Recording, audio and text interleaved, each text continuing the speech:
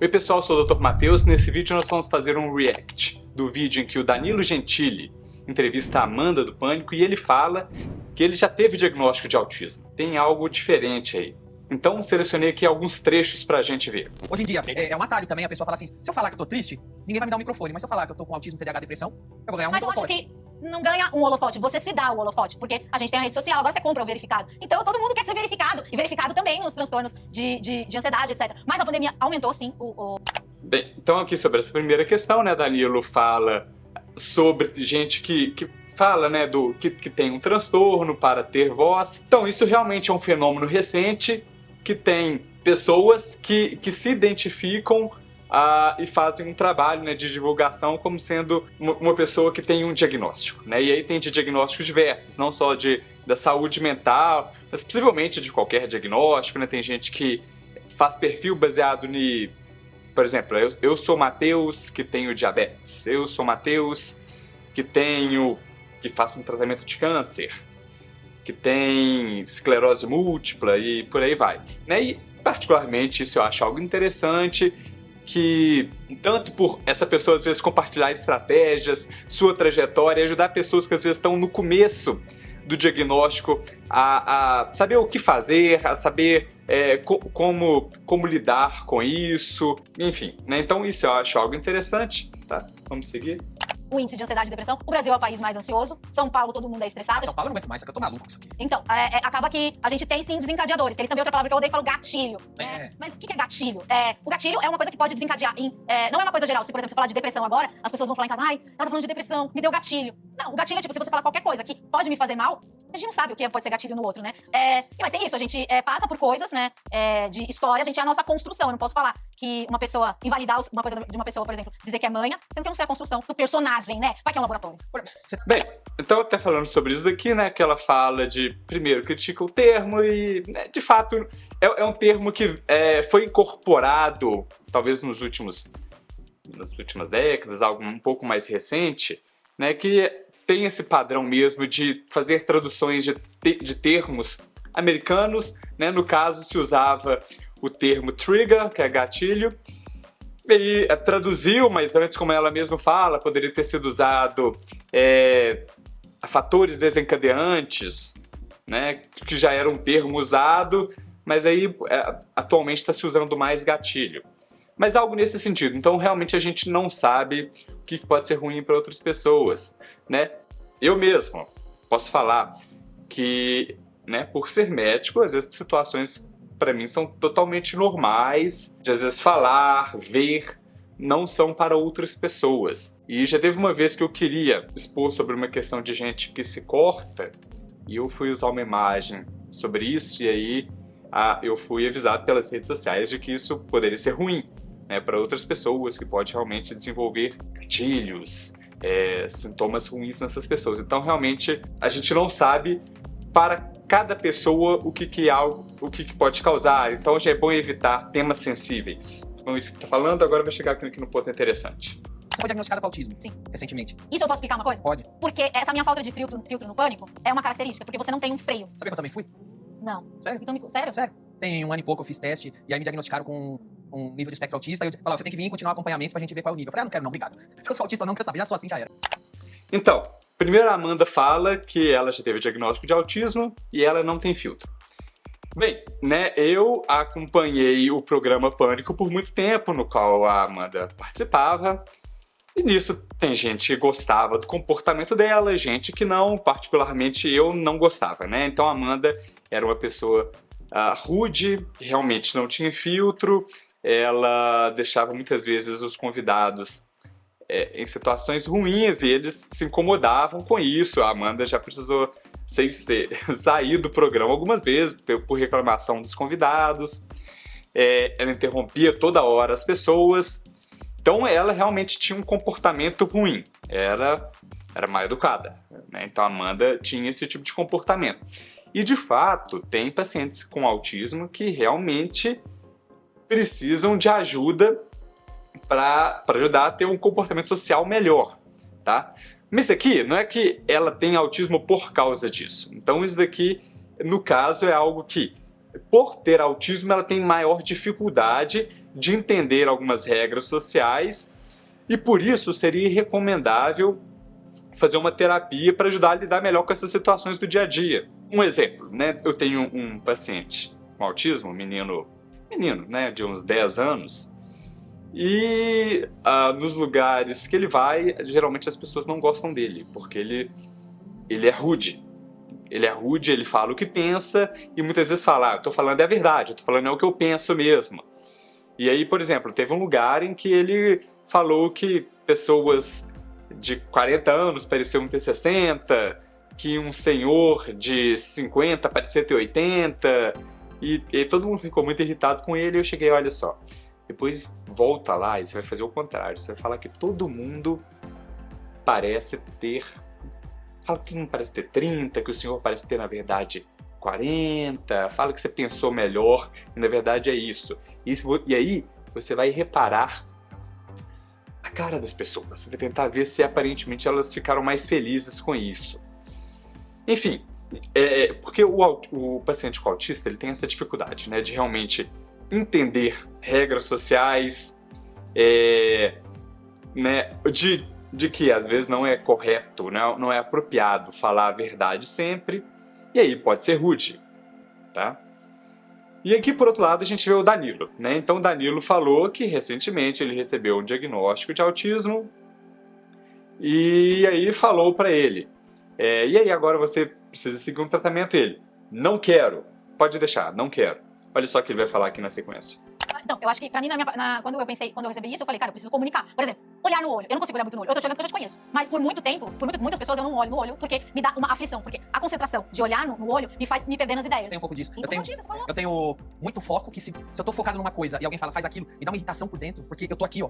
Só que aí quando eu pego alguma coisa e eu tô focado nisso, eu me enfio nisso, eu fico 1, 2, 3, 4 meses nisso, eu tiro tudo que eu posso pro negócio. E eu não consigo muito sair de foco. E é pesado tentar ter a vida social que você você tá tem. ironizando? Não, tô. Tá bom. Tô falando. E eu tenho algumas características, só que eu não quis ir mais aprofundar. Porque eu pensei duas coisas. Primeiro, por que eu vou me aprofundar nisso? Se eu for mesmo, é isso aí, acabou, vivi até hoje assim. E se eu não for, eu acho que tá uma coisa que tá muito banalizado. Hoje todo mundo que tem um ou outro distúrbio, que pensa um pouquinho fora da caixinha, tá recebendo diagnóstico de autista. Aí eu não quis dar muita moral. Mas eu recebi o diagnóstico e falei, não, deixa. Então, aqui o seguinte, então o Danilo falou, primeiro, né, que ele também tem isso de às vezes não querer olhar para as pessoas, de ter um foco muito grande, recebeu um diagnóstico e falou, e para que eu vou, né, fazer algum tratamento? Deixa, não preciso disso. Seguinte, né, então pelo que ele fala aqui, foi numa consulta, não sei por qual motivo ele teve essa consulta, né, talvez não foi até, né, por causa de ele desconfiar ter autismo, até porque ele falou que não ligou. E aí falaram para ele que acho que ele tem, né? Falou que ele tem uma concentração um pouco aumentada, tem algumas coisas, o que não necessariamente é de autismo, né? Realmente o autismo pode ter sim um hiperfoco, mas aí no caso não seria direcionado a algo, mas seria a um tema, no caso do autismo. Por exemplo, né? Crianças têm hiperfoco em dinossauros, por exemplo, bonecas, né? Então, num tema, do jeito que o Danilo falou, né? Para algo que está na mesa, por exemplo, até tem mais a ver com TDAH, que até pode ser um diagnóstico diferencial de autismo, principalmente autismo tipo 1, esse autismo com menos sintomas, né, que talvez pode ser o caso do Danilo. E até eu tenho um vídeo sobre isso, pessoal, vou deixar aqui nos comentários, tá, no comentário fixado, diferença de TDAH e autismo, que às vezes pode ser difícil mesmo diferenciar. Mas aí o Danilo falou, mas para que eu vou então fazer algo em relação a isso, né, vivi isso minha vida inteira. E de fato, né, Danilo, né, um comunicador de sucesso, um programa de entrevista de sucesso, né, não teve problemas significativos com isso a vida inteira. E realmente, será que realmente é autismo? Pela maneira que ele fala, foi algo numa consulta de algo que ele não estava esperando e que ele também não sentiu necessidade de fazer algo em relação a isso. Aí, pessoal, é o seguinte, para ter diagnóstico de autismo, é importante que isso traga problemas significativos. Por exemplo, se for uma pessoa que tem, às vezes não gosta de olhar nos olhos das pessoas, isso talvez não seja significativo, né, não gere problemas, e assim, né, não vai ser suficiente para ser autismo. Para uma pessoa ter o diagnóstico de autismo, precisa de 3 coisas. Precisa ter um prejuízo, na interação social, que normalmente é relacionado à comunicação, né? No caso do Danilo, com certeza não tem problemas na comunicação. Na interação, nas entrevistas dele, né, eu nunca percebi, mas ele falou que tem um pouco de dificuldade de olhar nos olhos, mas aqui entra no que eu falei, que não é significativo no caso dele. A Amanda, por outro lado, já é uma pessoa que até percebemos que fala de um jeito um pouco diferente, é rude, né, de um jeito até mal educado, né, que não é necessariamente por causa do autismo, mas ela sim tem essa dificuldade, diferente do Danilo. E então, né, precisa ter algum problema na interação social. No caso do Danilo, por tudo que eu já vi dele, isso eu não identifico. Precisa ter também um padrão restritivo ou repetitivo, que seria, por exemplo, né, ter um hiperfoco em algo como dinossauro. Vamos supor, tem um paciente que tem um foco em filmes da Marvel, só não fala sobre quase nada, mas sobre isso ele fala bastante. Gostar de algo de maneira exagerada, ou repetir ser algo sempre do mesmo jeito. Eu até procurei ver, tem gente que fala que o Danilo usa sempre a mesma roupa. Será? Né? Por exemplo, não percebi isso no caso do programa dele, acho que ele muda os ternos. Enfim, então, né, precisa saber de maiores evidências, e isso tem que começar na infância. Geralmente até 2 anos já se percebe alguns sinais, tá, das pessoas. E aí, pelo que ele falou, que nessa consulta já falou para ele que ele tem o diagnóstico, me parece talvez inapropriado, tá? Para um caso que, se for autismo mesmo, vai ser um caso de autismo com poucos sintomas, né? Autismo tipo 1, seria importante que tivesse uma investigação maior do que algo feito numa primeira consulta. Quando eu tenho algo desse tipo, ou eu reavalio depois numa próxima consulta, às vezes eu faço também perguntas para o paciente passar para os pais, pai, mãe, pessoas que convivem com ele, às vezes, né, o companheiro, esposa, para colocar situações, dificuldades sociais que ele tem, por exemplo, e registrar isso, que nos ajuda a saber melhor. Então, no caso do Danilo, a princípio, por tudo que eu já vi dele, até pelo que ele falou agora também, que nem sente necessidade de fazer algo em relação a isso, então, para mim não me parece, né? Bem, não é todo caso de paciente com autismo que precisa de medicamento, por exemplo, mas a princípio precisa de algo, que seja uma psicoterapia. Se ele fala que não precisa de nada, então, a princípio, não é algo significativo. E se não é algo significativo, por definição, não seria autismo. Vamos só continuar esse trecho aqui. Elon Musk é autista. Olha que gente legal. Será que é? Ele fala que é. Então, provavelmente ele recebeu um diagnóstico. Eu recebi e falei. Aí falou, tem que continuar acompanhando agora pra ver o seu espectro. Eu falei, não quero saber. Você não quer saber? Então, né, que o próprio Danilo questiona se algumas pessoas, será que é, será que não é? E o que ele fala, tem que seguir para ver qual é o seu espectro. Isso daí não existe, talvez ele quis dizer qual é o seu nível, né? Mas seria algo bobo aqui, porque se o Danilo tiver transtorno do espectro autista mesmo, é nível 1, né? É o nível que tem menos sintomas, tá? Com certeza, isso daí é fato. Se tiver, é o nível 1, sem dúvida. Quero saber, e só se eu conseguir um atestado que eu sou pra poder fazer muitas piadas disso, sem ninguém me cancelar. Aí não interessa, você tem eu um diploma lugar de fala. diploma de espectro, eu vou fazer um show só que agora eu quero me cancelar. Diploma pra se aposentar, né? Diploma pode que eu quero ter. aposentar agora. Mas eu não quis aprofundar, e eu achei que do jeito que foi me dado o diagnóstico foi uma coisa tão banal que falou, caramba, então eu sou É esse. porque, tipo assim, o que a gente... E aí, realmente, o próprio Danilo tá questionando, né? Falando, poxa, foi tão banal, foi tão simples de simplesmente falar e você é, né? Acho que não é assim. Então, quanto menos sintomas tem, mais difícil é a gente conseguir dar o diagnóstico, né? E Danilo tá certo de até questionar mesmo. Pra mim foi importante porque, como eu não conseguia me expressar, inclusive no pânico, ainda bem que vocês não colocaram porque seria um gatilho. Várias vezes eu chorei no ar. A minha demissão, eu choro no ar. Eu levanto e falo uma coisa assim. Emílio, eu acho que eu xingo ele, porque as pessoas começaram a me xingar. Inclusive, eu quero agradecer que você mandou um tweet legal. Eu consegui juntar Rafinha Bastos e Danilo Gentili na mesma causa, que foi a Amanda Ramalho. Vocês falaram da minha importância, porque, tipo, eu tive uma reação intempestiva. Eu, tipo, falo pro Emílio, das pessoas, ela não respeita o chefe. Nunca ninguém soube como era a minha relação com as pessoas do pânico. Todo mundo se mandava tomar no cu e todo mundo se amava. E daí eu parecia, as pessoas acharam que eu era uma pessoa extremamente mal educada. Então foi muito horrível pra mim essa época. quis desaparecer, porque só era hate, e eu era um monstro, porque inventaram uma mentira sobre mim, e eu tive que dar respostas que eu não queria, sabe? Então, pessoal, né, a Amanda fala do caso dela, né, que ela até foi demitida, né, mostrando que ela realmente precisava de ajuda.